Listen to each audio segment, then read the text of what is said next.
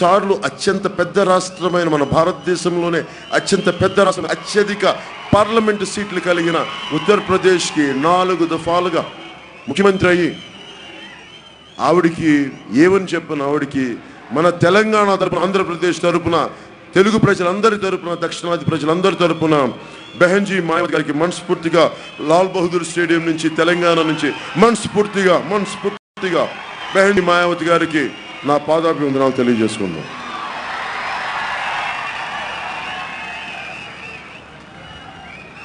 ఒక తెలంగాణ ఉద్యమం ప్రారంభమైనప్పుడు మనందరికీ తెలిసింది, ఇంతమంది యువత మనకి ఉస్మానియా యూనివర్సిటీ కానీ, విద్యార్థులు కానీ, మనకి ఆర్ఈసీ నుంచి, వరంగల్ ఆర్ఈసీ నుంచి కానీ ఏం కోరుకున్నారంటే ఒక మార్పు జరుగుతుంది. తెలంగాణ అనేది ఒక సమూలమైన మార్పు, దోపిడీ వ్యవస్థ నుంచి వచ్చే మార్పు. జస్ట్ ఒక రాష్ట్రం విడిపోవడం కాదు నేను చూస్తా, ఒక దోపిడీ వ్యవస్థ నుంచి మార్పు, అవినీతి రహిత పాలన,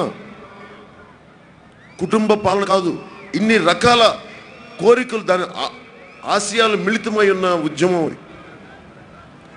నేను నెల్లూరులో ఉన్నప్పుడు ప్రజా కళాకారు గద్దర్ గారికి చెప్పాను ఒకసారి, తెలంగాణ పీక్ ఉద్యమంలో, బండెనక బండి గట్టి 16 బండ్లు గట్టి ఏ బండిలో పోతున్నా అప్పుడు నైజాము సర్కరోడా నేను తెలంగాణలో నేర్చుకోలేదు, మా నెల్లూరులో నేను చదువుతున్నప్పుడు నేర్చుకున్నా, విన్నా నా పాట.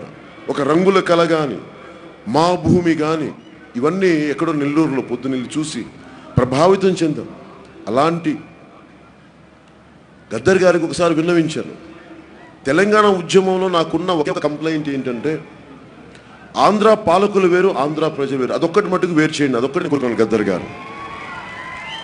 పాలకులు చేసిన తప్పులకి ఆంధ్ర ప్రజలను అనద్దు, అదొక్కటే నా విన్నపం. అంతకుమించి నాకు తెలంగాణ వస్తే ఆనందపడేవాళ్ళు నేను మొదట ఆనందించినవాడిని కాదు. నా సమస్య వ్యక్తుల మధ్య ద్వేషం ప్రజల మధ్య ఉండకూడదనే, అది సదుద్దేశం. దాంట్లో ఏమాత్రం ఇది లేదు, నాకు స్వార్థం లేదు. అందరూ బాగుండాలని కోరుకునే ఒక తండ్రి, ఒక సమాజ హితు కోరుకునే వాళ్ళు ఎవరైనా సరే అందరూ బాగుండాలని కోరుకుంటారు, అంతకుమించి వేరే దాంట్లో స్వార్థం లేదు. దోపిడీ వ్యవస్థ ఆంధ్ర పాలకుల్లో ఉన్న, తెలంగాణ పాలకుల్లో ఉన్న, ఖచ్చితంగా మనం వాళ్ళు నిలువరించాల్సిన అవసరం ఉంది. నాకే కనుక తెలంగాణ ఉద్యమం కానీ నా చేతుల్లో కానీ ఉండుంటే ఆంధ్ర పాలకులకి చుక్కలు చూపించేవాడు. నా దురదృష్టం తెలంగాణలో పుట్టలేదు, కానీ తెలంగాణలో పునర్జన్మ తీసుకున్నవాడిని కరీంనగర్లో.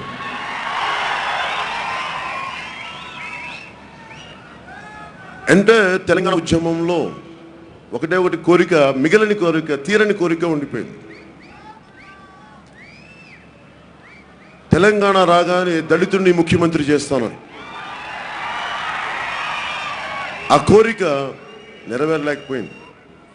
ప్రత్యేక పరిస్థితులు కావచ్చు, కేసీఆర్ కోరుకున్న ప్రత్యేకమైన పరిస్థితులు కావచ్చు, వాటి గురించి నేను మాట్లాడట్లా. ఎందుకంటే రాష్ట్రం రావడం ముఖ్యం.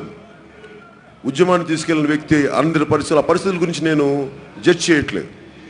అలాగే కేసీఆర్ గారి పాలన గురించి కూడా అడ్డగోలుగా పిచ్చి పిచ్చిగా మాట్లాడేవాడివే కాదు. నేను కోరుకుంటుంది ఈ రోజున అసలు ప్రతిపక్షం లేకుండా రాష్ట్రం ఉండాలంటే ఎలా, ఒకే పార్టీ ఉండాలంటే ఎలా, అది నాకున్న ప్రశ్న. ఎక్కడైనా సరే దేశంలో మోదీ గారికి ఎవరు ఎదురుండకూడదు, చంద్రబాబు గారికి ఎదురుండకూడదు, కేసీఆర్కి ఎదురుండకూడదు అంటే ఎట్లాగా? ఇది ప్రజాస్వామ్యం. ఇది నాదైనా వారికి తెలియని సమస్యలు నా దగ్గర ఏముంటే నేను చెప్పుకోవాలనుకుంటాను. ఒకసారి నాకు కోపం ఉండొచ్చు, నేను చెప్పుకోవాలి. ఒక సగటు తెలంగాణ వ్యక్తిగా ప్రతి